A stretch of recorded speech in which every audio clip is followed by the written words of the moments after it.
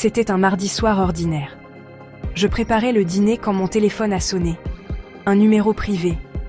J'ai failli l'ignorer, mais la curiosité a eu le dessus. Allô ? Le silence. Puis, ma propre voix a répondu, glaçante et familière. Elle connaissait mon nom, mon adresse. La voix était une copie parfaite de la mienne. Intonation, souffle, tout. J'ai raccroché, secoué. Quelques minutes plus tard, un message vocal est arrivé. Encore ma voix, mais froide et robotique. Elle énumérait des choses que seul moi pouvais savoir, se terminant par « Je suis toi maintenant ». La peur s'est transformée en paranoïa. Chaque son dans mon appartement semblait sinistre. Ma propre voix, le cœur de mon identité, avait été volée et transformée en arme. J'ai fixé mon reflet, remettant en question la réalité. Qui était à l'autre bout du fil ? Comment avait-il ma voix ? Je ne pouvais pas faire confiance à mes sens. Mon identité ne m'appartenait plus. La perte de contrôle était totale. La partie la plus personnelle de moi, ma voix, était maintenant une menace. Mon monde avait changé avec un seul appel.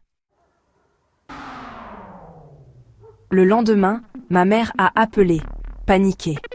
Elle avait reçu un message vocal désespéré de moi, demandant de l'argent. Mon meilleur ami a également reçu un message. Des insultes, soi-disant de ma part.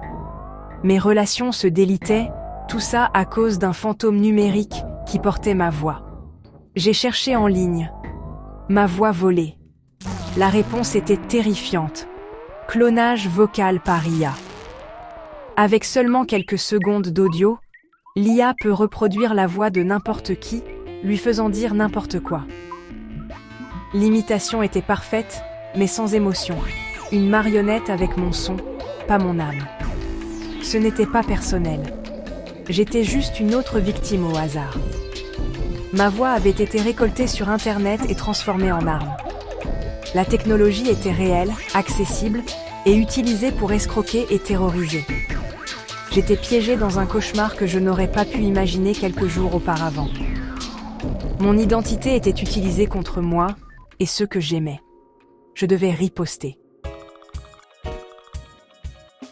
D'abord, j'ai changé mon numéro de téléphone, comme changer les serrures après une effraction. J'ai prévenu mes amis et ma famille. Ma voix a été clonée. Ne faites pas confiance aux appels ou messages étranges. Je leur ai dit de vérifier toute demande, d'utiliser des mots de code que nous seuls connaîtrions. Ensuite, j'ai sécurisé ma vie numérique. Nouveaux mots de passe, authentification à 2 facteurs partout. Chaque étape était une petite victoire, un moyen de reprendre le contrôle. Je n'étais plus seulement une victime, je ripostais. Le processus était épuisant mais nécessaire.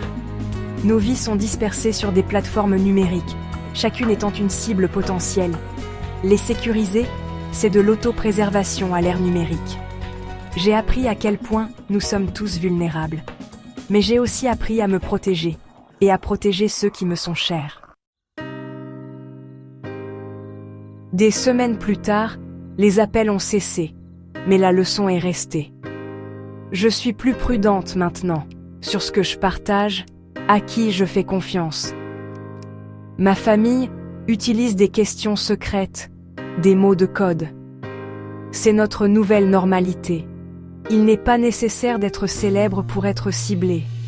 La voix, le visage ou l'identité de n'importe qui peuvent être volés.